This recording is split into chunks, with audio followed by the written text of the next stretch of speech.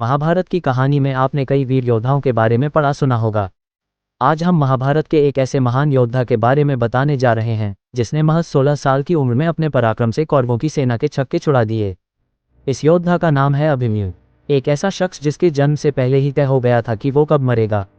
उसका वध करने के लिए कौरवों ने युद्ध के नियम भी ताक पर लगा दिए थे। यहाँ सुनिए महाभारत के महायोद्धा अभिमन्यु की कहानी। कौन था अभिमन्यु? 5 पांडवों में से एक अर्जुन और उनकी पत्नी सुभद्रा का बेटा था अभिमन्यु। सुभद्रा श्री कृष्ण की बहन थीं, यानी कि अभिमन्यु कृष्ण का भांजे थे। अभिमन्यु को चंद्रदेव का अवतार माना जाता था। इसका कारण यह है कि एक बार स्वर्गलोक में सभी देवों को अपने पुत्र धरती पर भेजने थे। चंद्रदेव से भी उनका पुत्र धरती पर भेजने के लिए कहा गया।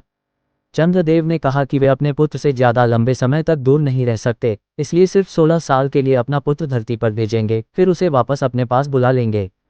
चंद्रदेव का यही पुत्र धरती पर अभिमन्यु के रूप में आया, यानी कि अभिमन्यु के जन्म से पहले ही तय हो गया था कि उनकी आयु महज 16 साल ही रहेगी। अभिमन्यु को महाभारत काल के महान योद्धाओं में से एक माना जाता है। कहा जाता है कि उसके जितना पराक्रमी महाभारत काल में और कोई नहीं हुआ। महज 16 साल की उम्र में उसने अकेले ही कौरवों की प्रमुख सेना को जख्मी कर दिया था। महाभारत के युद्ध में अभिमन्यु ने दुर्योधन के पुत्र लक्ष्मण, रुकमार्त, बृहदबाला, शल्यपुत्रों, दुश्मनारा समेत कई योद्धाओं को मार गिराया।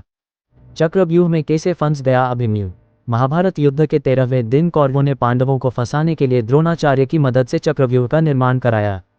उस युग में चक्रव्यूह को भेद कर बाहर निकलने की कला सिर्फ 4 लोग जानते थे: श्री कृष्ण, गुरु द्रोणाचार्य, अर्जुन और प्रद्युम्न।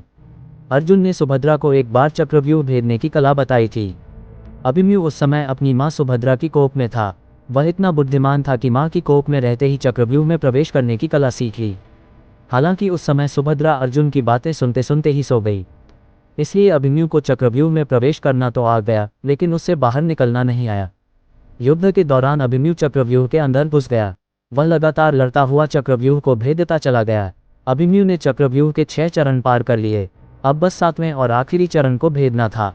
इसी दौरान उसने दुर्योधन के पुत्र लक्ष्मण का वध कर लिया। इससे दुर्योधन का गुस्सा 7वें आसमान पर चला गया। उसने युद्ध के सारे नियम ताक पर रखे और 7 योद्धाओं को एक साथ अभिमन्यु से युद्ध करने भेज दिया। कौरवों ने अभिमन्यु का रथ तोड़ दिया और ताबड़तोड़ वार किए। अभिमन्यु ने हार नहीं मानी। वह रथ के पहिए से खुद को बचाते हुए युद्ध करने लगा और अपनी आखिरी सांस तक लड़ा। हालांकि कौरव अपनी चाल में कामयाब हो गए और अभिमन्यु की मृत्यु हो गई।